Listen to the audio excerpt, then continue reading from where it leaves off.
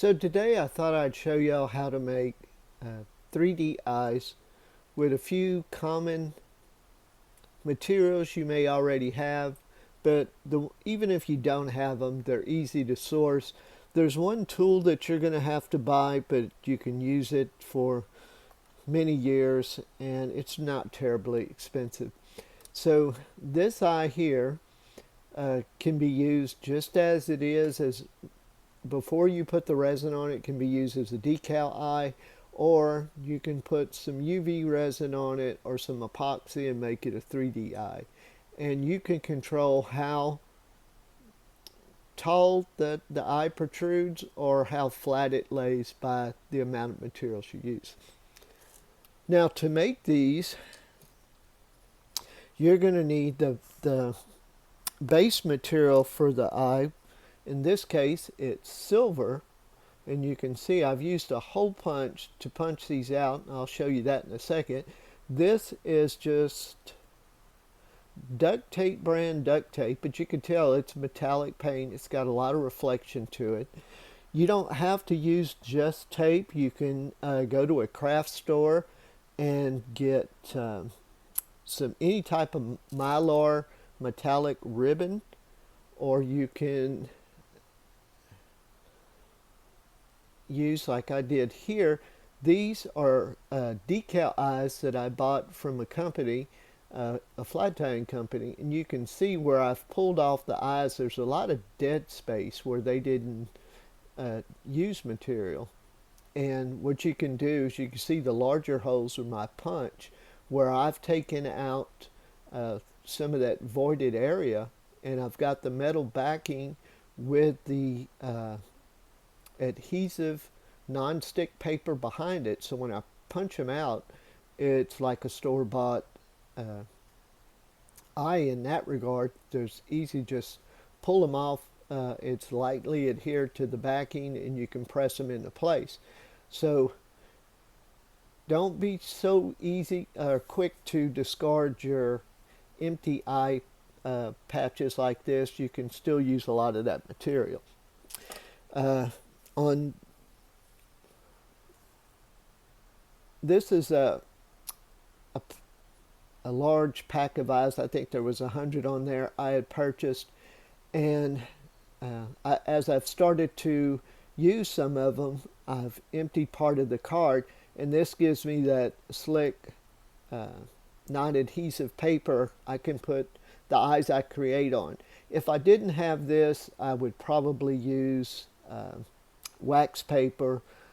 Aluminum foil, they wouldn't stick to aluminum foil, but it's just a nightmare to mess with sometimes, and the reflectiveness of it kind of gets, your eyes would get lost in it. But you could use parchment paper sprayed with PAM or smeared with Vaseline, or you can just hang on to your eye sheets like this. You can use them as well. So the hole punch we use, I picked this one up. Let me back out of this a little bit. I picked this one up at Michael's craft store. They have Hobby Lobbies, and I'm sure other stores around that are going to carry these, and they carry a lot of them in the scrapbooking sections. When scrapbooking was huge, my wife had picked up a bunch of these in different sizes, and she even has some in different cutout designs. You can get a star, a heart.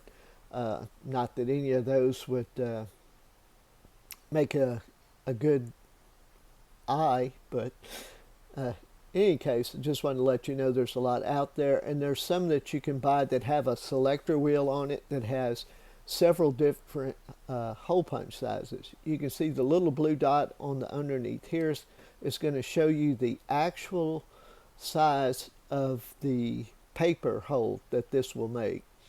And it's just a standard hole punch. If you're old like me, you'll find you had something similar to this, maybe not as well made, back in the 60s and 70s to turn plain paper. You could put the holes in it so that you could put a regular sheet of paper into a 3-ring binder. That's what they were used a lot for.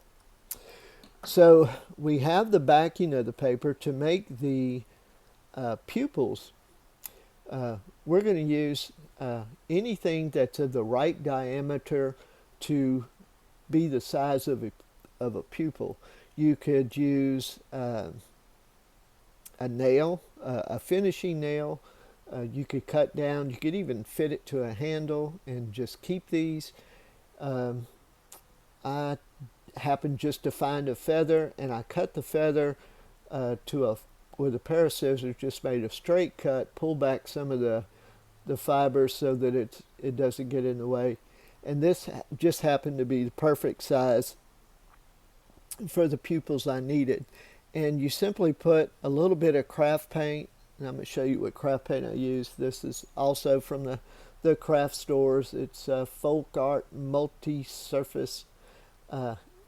It's kind of, I think it's an acrylic paint, but since I'm going to be covering these with epoxy or UV resin, it doesn't really matter what paint I use as long as it stands out. And of course, you can get whatever color you want and customize these eyes to fit a particular pattern, or you can even paint over the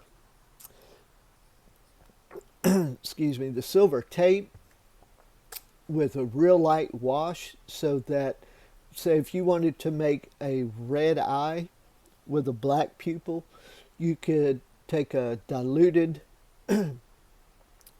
some diluted red paint, go over the silver, let that dry, and then come back and put your pupil. So if we want a round pupil, we have to use something that's cylindrical, round at the end, and this feather works. Like I said, a nail works, and you may find some other things. But you can see I've got it on this piece of paper, of a piece of paper plate, so that I can test it out, make sure I'm getting a good round pupil. And what you want to do is go to your silver eye,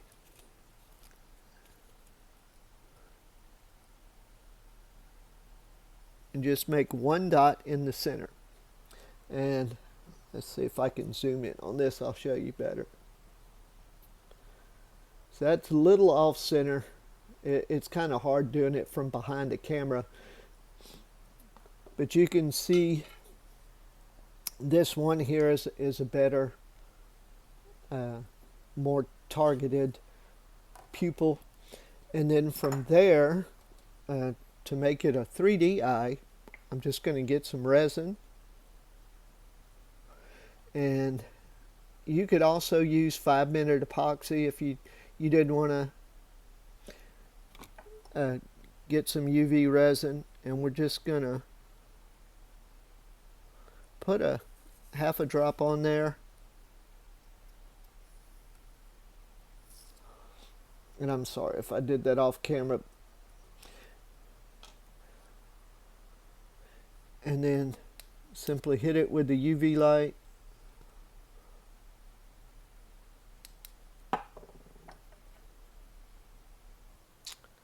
So anyway, try this if you like. It doesn't cost a lot of money to get set up to do literally hundreds of eyes. I forgot to add that the hole punch was under $10. I want to say it was like $6.50 or something for this hole punch, and it's really the only tool that you'll need. The tape is inexpensive. You can use ribbons. You can use leftover backing cards from eyes that you've purchased. I can't believe that the industry makes them much different than this. They probably, obviously don't do it in a one-of basis. They probably make sheets of these at the same time, just buying a Mylar sheet and running it through a printer and having 1,000 eyes, just the pupils printed, and then they punch them out and then coat them with UV. So in any case, I hope you enjoyed this video. If you did, give it a like, share it with your friends. Sharing is probably the best thing to help the YouTube algorithm, although I'm not really in this to affect that. I'm not making any money off of these videos. I just want to get the information out there for people that might want to use it. So if there's any topic on fly tying or creating anything, if there's any of my flies that y'all have seen that you would like to see a video on how they were made and how you can make them, just hit me up in the comments and let me know, and I'll try to work on those videos in the future. Until next time, thanks for watching.